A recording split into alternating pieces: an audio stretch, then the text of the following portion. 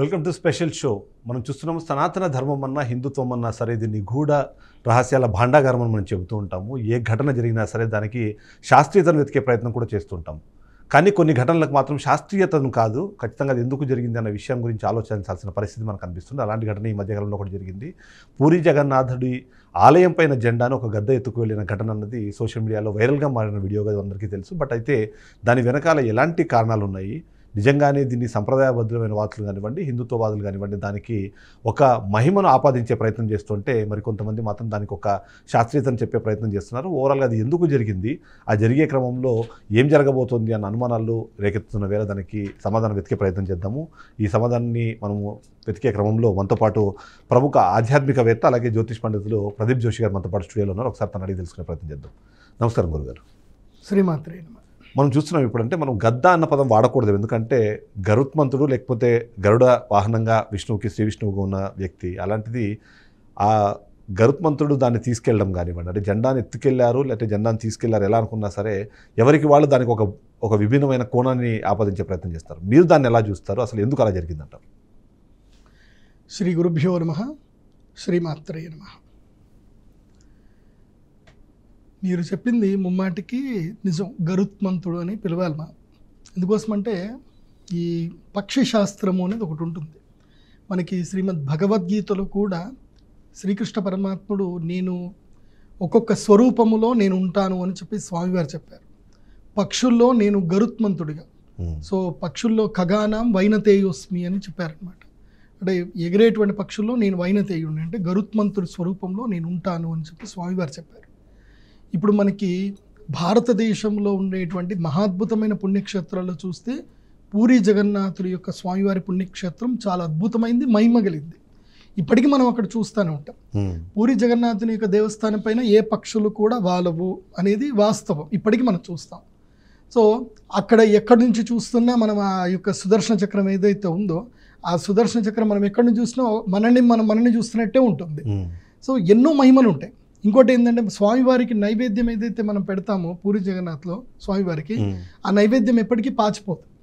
ఆ నైవేద్యాన్ని స్వామివారి పెట్టిన నైవేద్యము ఏదైతే ఉంటుందో అది అందరు కూడా అక్కడ పక్కనే ఏదైతే నైరుతి దిశలో ఏం చేస్తారు అంటే పరిచి తర్వాత అందరికీ చిన్న చిన్న బ్యాగులో పెట్టి ప్రసాదంగా ఇస్తారు.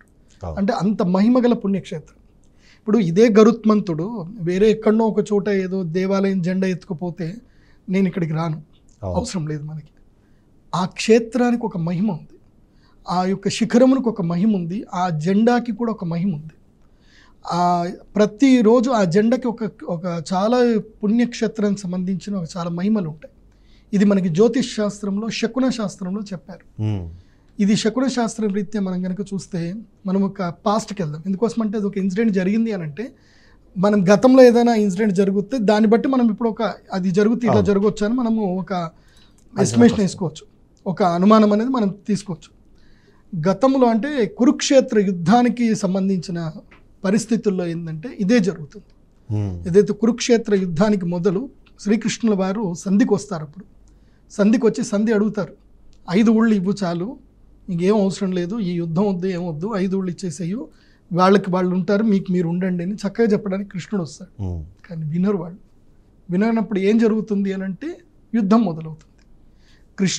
కృష్ణుని ఎప్పుడైతే బంధించారో కృష్ణుల వారు విడిపించుకొని తర్వాత వెళ్ళిపోతారు కృష్ణుల వారు. కానీ ఆ రోజు రాత్రి సంఘటన ఏంది అంటే కనుక ఒక గరుత్మంతుడు, ఒక గరుడ పక్షి వచ్చి కురుక్షేత్రం యొక్క జెండాను ఎత్తుకొని వెళ్ళిపోతుంది, విరిగిపోతుంది, జెండా విరిగిపోతుంది. ఏది కురుక్షేత్రానికి సంబంధించిన ప్రధానమైనటువంటి జెండా పతాకము విరిగిపోతుంది, ఎగిరి తీసుకొని వెళ్ళిపోతుంది అనమాట. నక్కలు బాగా అరుస్తాయి, భూమి కంపిస్తుంది. సో ఇది జరిగితే ఏమని అంటే శకునము. అప్పుడు దుర్యోధనుడే తన నోటితో అంటాడు, నేను శకునాలు సరిగ్గా చూడట్లేదు అని ధృతరాష్ట్రుడు అంటూ ఉంటాడు అనమాట. సో ఏదో జరగబోతుంది, మనకి కీడు జరగబోతున్నట్టుంది అని చెప్పేసి అంటే దుర్యోధనుడు లెక్క చేయడు. ఓకే, ఇప్పుడు ఏమేమి చెప్పాను నేను? భూకంపం ఒకటి, ఏంటి పతాకం ఎత్తుకుపోవడం ఒకటి, తర్వాత నక్కల అరుపు ఒకటి. ఇప్పుడు ఎట్లా మనం అడవులు చంపేశాం కాబట్టి ఇక నక్కలు ఎక్కడ లేవు, బతికించడం కూడా లేవు. ఆ నక్కలు ఎక్కడో మన గోటికాడనే ఉన్నాయి అన్నమాట. నక్కలు మన దేశ విద్రోహ శక్తులే నక్కలు. ఆ నక్కలు అరుస్తూ ఉన్నాయి, మన దేశాన్ని నాశనం చేయడానికి కొన్ని నక్కలు ఈ మధ్య గట్టిగా అరుస్తున్నాయి, మీడియాలో అరుస్తున్నాయి. సో మన దేశ సమగ్రతను కాపాడడానికి భారతదేశంలో చట్టాలు కొన్ని రూపొందిస్తే కొన్ని నక్కలు అరుస్తున్నాయి, ఆ నక్కలు కనిపించాయి. తర్వాత ఏమైంది, భూమి కూడా కంపించింది. మొన్న ఈ మధ్య మన భాగ్యనగరంలో కూడా లైట్గా భూకంపం వచ్చింది, భూమి కంపించింది, కానీ చాలామందికి తెలియదు. భూమి కంపించింది, భాగ్యనగరంలో కంపించింది, మనకి ఎక్కడక్కడ భూకంపాలు అయితే జరిగాయి. సో చూస్తున్నాం ఈ గత 15 రోజుల్లో ఏది షష్టగ్రహ కూటమి, దీన్నే షడ్గ్రహ కూటమి అంటాం. ఈ షడ్గ్రహ కూటమి వచ్చినప్పటి నుంచి అంటే ఏప్రిల్ 28వ తారీఖు నుంచి షడ్గ్రహ కూటమి నుంచి ఇప్పుడు కంటిన్యూస్గా చూస్తున్నాం. ఎవ్రీ డే స్టాక్ మార్కెట్ పడిపోయింది, ట్రేడ్ వార్ స్టార్ట్ అయింది, చూస్తూనే ఉన్నాం. లైఫ్ టైం ఇప్పటిదాకా చూడనంత ట్రేడ్ వార్ స్టార్ట్ అయింది. ఎన్ని 30 లక్షల కోట్లు ఆవిరైపోయి ఎటు అయిపోయి ఎవరికి తెలియదు. ట్రేడ్ వార్ స్టార్ట్ అయింది, భూకంపాలు వచ్చాయి, జనాలు ఎంతమందో చనిపోయారు. ఈ సందర్భం లోపల భారతదేశంలో సరికొత్త చట్టం వచ్చింది. అది భారతదేశ సమగ్రతను కాపాడడానికి వచ్చింది, కానీ చాలామందికి ఆ చట్టం గురించి తెలియదు. కొన్ని నక్కలు అరుస్తూ ఉన్నాయి అన్నమాట, ఈ చట్టం కరెక్ట్ కాదు అని చెప్పి. చూడండి, మనం జీవితకాలంలో మనం చూస్తూనే ఉన్నాం. ఏంటి, ఔరంగజేబు దగ్గర నుంచి మన భారతదేశం మీద దండయాత్రలు జరుగుతూ ఉన్నాయి, వాళ్ళు వస్తున్నారు, యుద్ధాలు చేస్తున్నారు. ఎవరికైనా బాగుపడ్డా అంటే ఎవడు బాగుపడలే, కొట్లాటలు జరుగుతూనే ఉన్నాయి, ఎవడు బాగుపడ్డాడు, ఎవడు బాగుపడలే.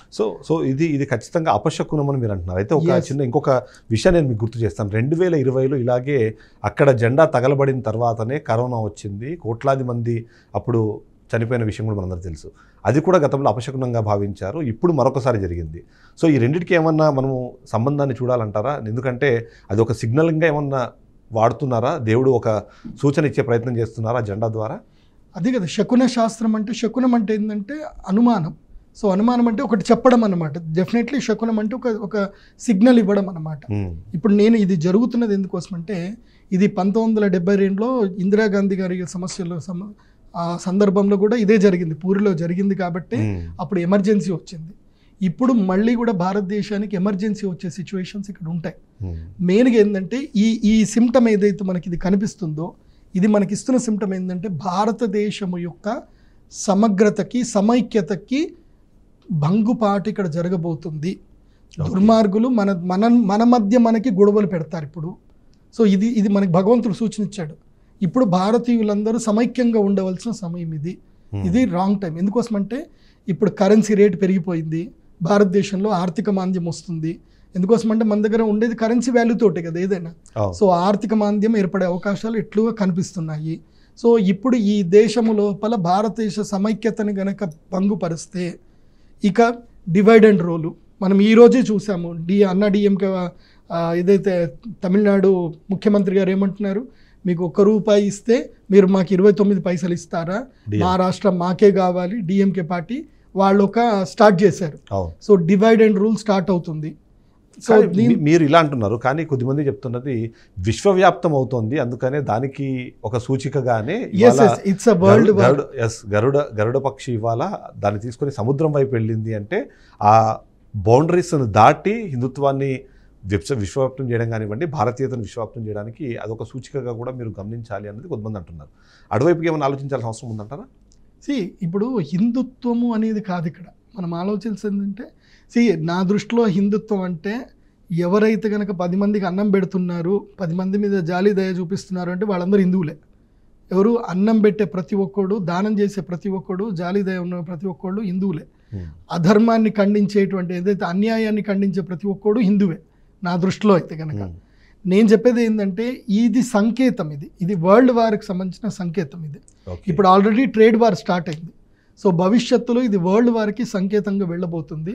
అందులోపల మన దేశాన్ని కనుక చూస్తే కనుక ధర్మ సంకటం అయితే రాబోతుంది, ధర్మ యుద్ధం అయితే రాబోతుంది. ఈ విషయంలో మాత్రం ప్రజలు చాలా అప్రమత్తంగా ఉండాలి. ఇంకోటి ఏంటంటే ఇప్పుడు మే 15 వరకు ఇది క్రూషియల్ టైం. ఇప్పుడు ఈ సిమ్టమ్ ఏదైతే ఉందో ఇది ఎప్పుడైతే జరిగిందో దీని నుంచి 48 రోజుల వరకు క్రూషియల్ టైం అనేది ఉంటుంది. కాబట్టి సునామీలు కూడా రావచ్చు, భూకంపాలు కూడా రావచ్చు. కాబట్టి భారతీయులు మాత్రం ఇప్పుడు అందరు నేను చెప్తున్నది ఏంటి, భారతీయులు అంటే భారతదేశంలో పుట్టిన ప్రతి ఒక్కరూ భారతీయులే. సో నీ కులం ఏంది, మతం ఏంది కాదు, నేను చెప్తున్నది భారతీయులందరికీ సమగ్రతను సమైక్యతను ఇప్పుడు పాటించండి. సమైక్యత ఉండాలి. ఇది మన దేశం, ఇది మన చట్టం, మన చట్టాలు మనం గౌరవించాలి, మన దేశాన్ని మనమే కాపాడుకోవాలి. మన దేశం మీద వేరేవాడెవడో వచ్చి ఏదో చెప్పారు అని చెప్పి మనలో మనం కొట్లాడుకోవద్దు. ఇది మెయిన్గా చెప్తున్నా. ఎందుకోసమంటే భవిష్యత్తులో జరగబోయేదే అది. జ్యోతిష్ శాస్త్రం అంటే ఏంటి అంటే భవిష్యత్తు ఏం జరగబోతుందో చెప్పడమే జ్యోతిష పండితుడి యొక్క ముఖ్య ప్రధాన లక్ష్యం. ప్రజల్ని కాపాడాలి, శాంతి భద్రతల్ని కాపాడాలి, ప్రజలకి ఏ అనర్థం జరగొద్దు. సో గతంలో ఇదే జరిగింది. ఇలాంటి ఇన్సిడెంట్ జరిగినప్పుడే కాశ్మీర్లో జెనోసైడ్ అయింది. ఆ జెనోసైడ్కి సంబంధించిన ఒక స్మాల్ ఇన్సిడెంట్ మనకు కనిపించింది, మొన్న వెస్ట్ బెంగాల్లో కనిపించింది. ఊర్లో వదిలిపెట్టి హిందువులు బయటకు వచ్చేస్తున్నారు. ఇది కరెక్ట్ కాదు, నేను అదే చెప్తున్నా. మీరు అన్నట్టు కురుక్షేత్ర సమయంలో జరిగిన ఇన్సిడెంట్ మనకు రిపీట్ అయింది. మధ్యలో నేను ఇంతకుముందు మెన్షన్ చేసినట్టు 2020లో కూడా ఒకసారి పూరి మీద అదే జెండా తగలబడిన తర్వాత లక్షలాది మంది మృత్యువాదపడిన పరిస్థితి మనకు కనిపిస్తుంది. సో ఇప్పుడు ఈ నష్టాన్ని ఎలా అంచనా వేయాలంటారు? ఎందుకంటే కురుక్షేత్రంలో ఎన్ని లక్షల మంది చనిపోయారంటే అప్పటిలోనే లక్షల మంది చనిపోయారు అని అంటే ఇప్పుడు దాన్ని ఒకవేళ అన్వయించుకుంటే కురుక్షేత్రం కోట్లండి. ఇప్పుడు దానికి ఎన్నో రెట్ల జనాభా ఈ రోజు ఉన్న నేపథ్యంలో సో ఇప్పుడు ఏంటి, ఎలాంటి పరిస్థితులు వచ్చే అవకాశం ఉందనుకుంటున్నారు? ఇదైతే మంచి సమయం అయితే కాదండి. ఇది మనకు చూపిస్తుంది ఏంటంటే నెగిటివే. మేబీ బయోవార్ రావచ్చు, కరోనా లాంటిది కూడా రావచ్చు. కానీ మనుషుల మధ్య మాత్రం వైరం అయితే క్రియేట్ అవుతుంది. మనుషుల మధ్యన వైరం క్రియేట్ అవుతుంది. అది క్రియేట్ అవ్వకుండా జాగ్రత్త పడాల్సిన బాధ్యత మాత్రం ప్రభుత్వాలదే. సో ఇదైతే మంచిదైతే కాదండి, గుడ్ సిమ్టమ్ అయితే కాదు. కానీ ఒక చెడు జరిగిందంటే మళ్ళీ మంచి జరుగుతుంది. ఎందుకోసమంటే ప్రజలు అలర్ట్ అవుతారు. ఒక చెడు జరిగినప్పుడు వాళ్ళు ఏది చెడు అని తెలుసుకొని మంచి వైపు ప్రయాణం చేస్తారు. సో అది కూడా ఒక మంచి జరుగుతుంది. కానీ జూలై వరకు అందరూ ఓపికగా ఉండాలి. మే 15 వరకు అయితే క్రూషియల్గా ఉంటుంది. మే 15 నుంచి జూలై వరకు కూడా మనకి ఈ ఆర్థిక మాంద్యం రావడము, గొడవలు ఎక్కువగా జరగడము, మనస్పర్ధలు రావడము, ఇవన్నీ కూడా ఇప్పుడు జరుగుతాయి. కాబట్టి ప్రజలు ప్రశాంతంగా ఉంటే మంచిది, కానీ అది జరగదు. అయితే పూరి అనేది మరి మీరు అన్నట్టుగా మహిమాన్వితం, ఎక్కడా లేని చాలా విషయాలు అక్కడ మనకు జరుగుతుంటాయి. మనం మొదలు పెడితే విగ్రహం దగ్గర నుంచి ప్రారంభిస్తే ప్రతి ఒక్కటి కూడా అక్కడ స్పెషలే. సో ఈ సిమ్టమ్ అంటే ఈ సూచన ఇవ్వడానికి పూరికి సంబంధించిన జెండానే అంటే ఎంచుకోవడానికి ఏమైనా ప్రత్యేకమైన కారణాలు మీరు ఏమైనా చూస్తున్నారా? ఎస్, ఎందుకోసం అంటే మన భారతదేశంలో 4 ప్రధాన పుణ్యక్షేత్రాలు ఉంటాయి. తూర్పు వైపు ఒక పుణ్యక్షేత్రం ఏది అనంటే, తూర్పు వైపు భాగంలో పుణ్యక్షేత్రం ఏది అంటే పూరి జగన్నాథ స్వామి. సో తూర్పు వైపు ఏముంటాయి చెప్పండి? ప్రదేశాలన్నీ మనకి ఏషియన్ కంట్రీస్ మొత్తం కూడా, చైనా ఇవన్నీ కూడా తూర్పు వైపే. మనం వెస్ట్ బెంగాల్ వేసుకున్న తర్వాత ఒడిస్సా వేసుకుని ఇవన్నీ తూర్పు వైపే. అదే మనము పశ్చిమం వైపు వెళ్ళామనుకోండి, ద్వారకా క్షేత్రం చాలా గొప్పది. ద్వారకా క్షేత్రం. ఉత్తరం వైపు వెళ్ళారే అనుకోండి, బద్రీ పుణ్యక్షేత్రం ఉత్తరం వైపు వెళ్తాం. అదే దక్షిణం వైపు వచ్చామనుకోండి, రామేశ్వరం. సో ఇప్పుడు మనకి నెగిటివ్లు 2 ప్లేస్లోకి వచ్చాయి. ఏది తూర్పు వైపు వచ్చింది, దక్షిణం వైపు 2 నెగిటివ్స్ ఉన్నాయి. ఇప్పుడు మీకు చాలా తెలియదేమో, రామేశ్వరంలో కూడా సముద్రము దాదాపుగా 300 మీటర్లు వెనక్కి వెళ్ళిపోయింది. ఇప్పుడు సముద్రం రామేశ్వరంలో మొన్న జరిగింది ఇది ఇన్సిడెంట్. 300 మీటర్ల సముద్రం వెనక్కి వెళ్ళింది. సో సౌత్కి అండ్ ఈస్ట్ వైపు ఏదైతే కనుక నెగిటివ్ రాబోతుంది, సౌత్ మరియు ఈస్ట్ ఈ 2 ప్లేస్లో నెగిటివ్ ఎక్కువగా రాబోతుంది. సో ఈస్ట్ వైపు అంటే ఇప్పుడు మనం ఏదైతే వెస్ట్ బెంగాల్ అని ఏదైతే అంటున్నామో అది ఈస్ట్ వైపు, ఈస్ట్ కోస్టల్ ఏరియానే. సో ఇప్పుడు అక్కడ నుంచి బిగినింగ్ అయింది, అది సౌత్ వరకు కంటిన్యూ అవుతుంది. సో రేపు భవిష్యత్తులో ఏ ప్రాంతాలు ఎఫెక్ట్ అవ్వబోతున్నాయి కూడా నేను చెప్తున్నా. మెయిన్గా వెస్ట్ బెంగాల్ ఒకటి ఎఫెక్ట్ అవుతుంది, తర్వాత కేరళ చాలా ఎఫెక్ట్ అవుతుంది. దెన్ అది తమిళనాడుకి రీచ్ అవుతుంది. సో అది మన తెలంగాణకు కూడా రీచ్ అయ్యే అవకాశం ఉంటుంది, కానీ తెలంగాణలో తక్కువ. కానీ హైయెస్ట్ ఇంపాక్టబుల్ ఏరియాస్ వచ్చి సౌత్ కోస్ట్, ఏదైతే ఈస్ట్ కోస్ట్ ఏరియాస్ ఏవైతే ఉన్నాయో ఆ ఏరియాస్ అన్ని కూడా ఇంపాక్ట్ అవుతాయి. అండ్ చైనా కూడా ఇంపాక్ట్ అవుతుంది. వరల్డ్లో కనుక చూస్తే China will get very impact, చాలా ఇంపాక్ట్ అవుతుంది. చైనాలో కూడా ఇంటర్నల్ వార్ స్టార్ట్ అయిపోతుంది. సో మీరు చెప్పిన 3 రాష్ట్రాలు కూడా ఇవాళ బీజేపీ అక్కడ అధికారంలోకి వచ్చే అవకాశం లేదు అనే విధంగా మాట్లాడేలాంటి రాష్ట్రాలు 3 అంటే పొలిటిసైజ్ చేయడం అని కాదు, రాజకీయంగా చూసినప్పుడు అక్కడ వెస్ట్ బెంగాల్లో మమతా బెనర్జీ కానివ్వండి, కింద అంటే కమ్యూనిస్ట్ పార్టీ కానివ్వండి, ఇప్పుడు అక్కడ డిఎంకే పార్టీ కానివ్వండి, చాలా స్ట్రాంగ్ హోల్డ్ ఉన్న పార్టీలు, బీజేపీకి వ్యతిరేకంగా పనిచేస్తున్న పార్టీలు. సో అలాంటి ప్రాంతాల్లో ఇలాంటివి అని చెప్పడానికి ఏమైనా ఈ రాజకీయ కోణం ఏమైనా చూడాల్సిన అవసరం ఉందంటారా, లేకపోతే మీరు చెప్పిన శకునం ప్రకారం మాత్రమే దీన్ని అబ్జర్వ్ చేయాలంటారు? So we have a limitations. నా జ్యోతిష్ శాస్త్ర ప్రకారం, నా జ్ఞాన ప్రకారం ఏంటంటే కోస్టల్ ఏరియాస్ అనే చెప్తాను. అట్లాంటి మరి ఒడిస్సా కూడా వస్తుంది కదా. ఒడిస్సా ఇప్పుడు జరిగింది ఒడిస్సాలోనే కదా, ఇది ఎక్కడ స్వామివారి క్షేత్రంలో ఉంది కదా. కాకపోతే ఏంటంటే మనం ఆలోచించాల్సింది ఏంటంటే ప్రస్తుతం ఉన్న పరిస్థితులు. ఎందుకోసమంటే నేను ఇవన్నీ చెప్తున్నాను, కానీ ప్రస్తుతం ఉన్న పరిస్థితులు మనం ఏం చూడాల్సింది ఏంటంటే వక్ఫ్ అనే ఒక చట్టం. ఇదేంటంటే ఇది చట్టం చాలా మంచిది, కానీ అవగాహన లేనితనం. ఇప్పుడు భారతదేశంలో ఇప్పుడు ఎక్కడైనా ల్యాండ్ బేస్ కదండి ఉండేది. ఇప్పుడు భారతదేశంలో అత్యంత ప్రధానంగా ల్యాండ్లు ఉండేది రైల్వేకి, తర్వాత ఆర్మీకి. ఆ తర్వాత పొజిషన్లో వాళ్ళు ఉన్నారంటే అర్థం ఏంటి? వాస్తవం. రేపు భారతదేశం వాళ్ళ కబ్జాలకు వెళ్ళిపోవచ్చు కదా, ల్యాండ్ అంతా వాళ్ళ దగ్గర ఉంది అని అంటే అది భారతదేశ సమగ్రత కరెక్ట్ కాదు కదా. ఆ సుప్రీంకోర్టు కూడా అది విచారించాలి, అది ఆలోచన చేయాలి. సో రేపు భారతదేశ సమగ్రతకి ఇబ్బంది కలుగుతుంది అని అన్నప్పుడు అది చట్టం దాన్ని అమలు చేయాల్సిందే. కానీ అమలు చేసే పరిస్థితుల్లో నష్టపోయే వాళ్ళు కొంతమంది ఉంటారు. ఎవరు? ఆ భూస్వాములు ఎవరైతే ఉంటారో, దాని ద్వారా ఎవరైతే ఫండింగ్ వేసుకొని ఎంజాయ్ చేస్తున్నారో వాళ్ళు తీస్తే ఒక 100-200 మంది ఉంటారు. But they are very impactable persons. వాళ్ళ గొంతు 1,00,000 మందికి వెళ్తుంది. ఆ 1,00,000 మంది చెవులు మూసుకుంటే చాలు.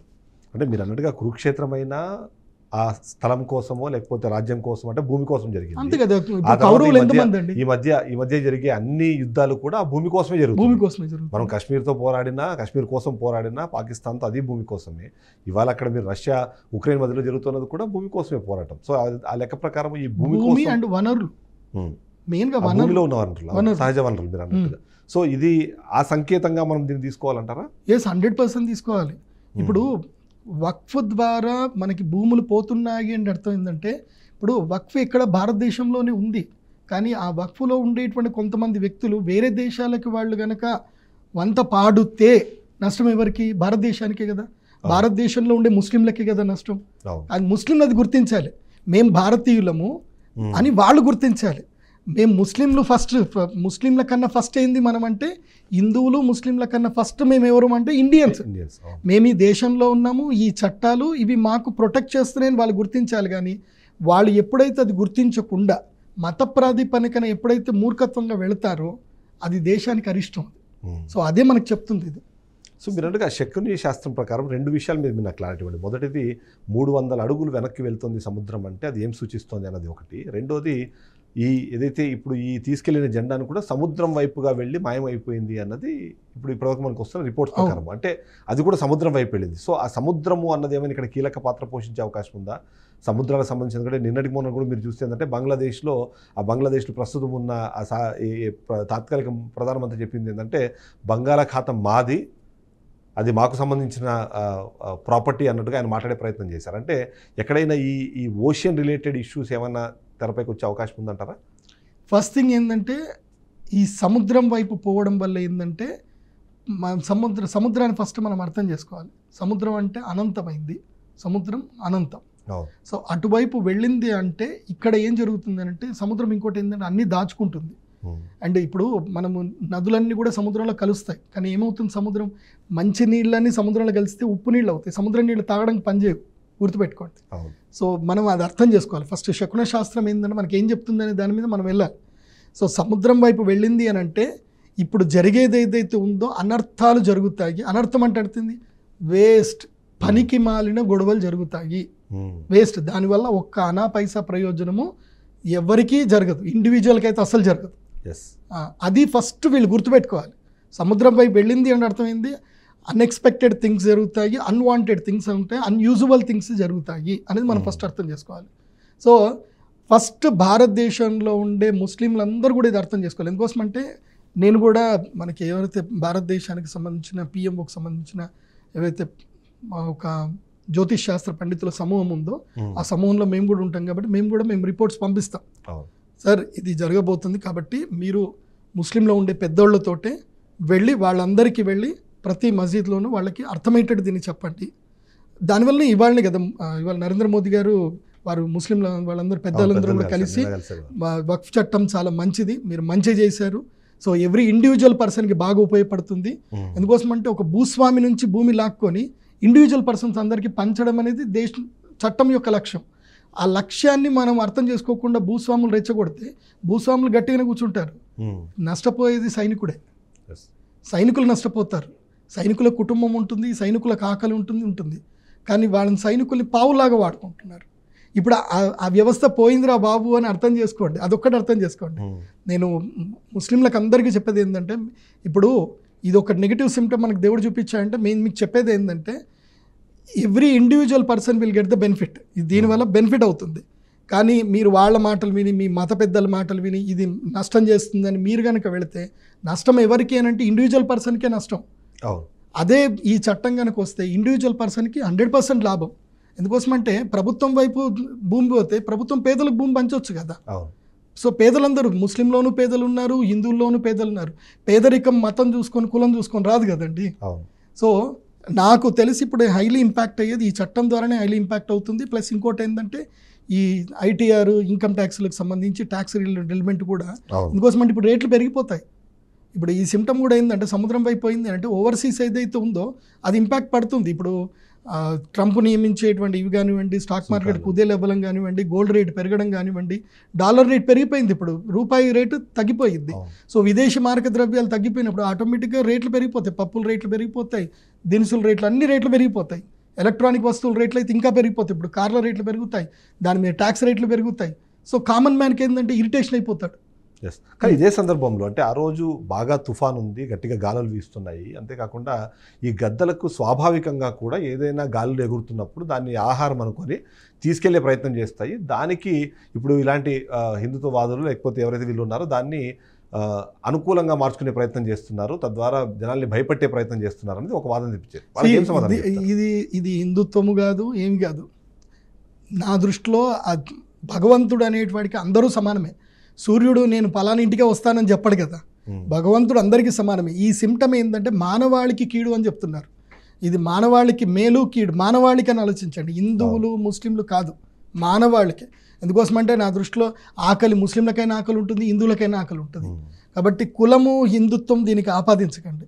సో ఇది మానవాళికి హానికారము, బాగా గుర్తుపెట్టండి. మానవాళికి మంచిది కాదు, భారతదేశ సమగ్రతకి ఇది మంచిది కాదు అని చూపిస్తుంది. సో ఇప్పుడు అందరు పేషెన్స్ ఉండాలి, ఇప్పుడు ఐక్యత చూపించాలి. వీఆర్ ట్రూ ఇండియన్స్ అని మనం చూపించుకోవాలి. ఇప్పుడు బల్లగుద్ది చూపించాలి. ఇప్పుడు హమ్ సాత్ సాత్ అయినా అందరూ చూపించాలి.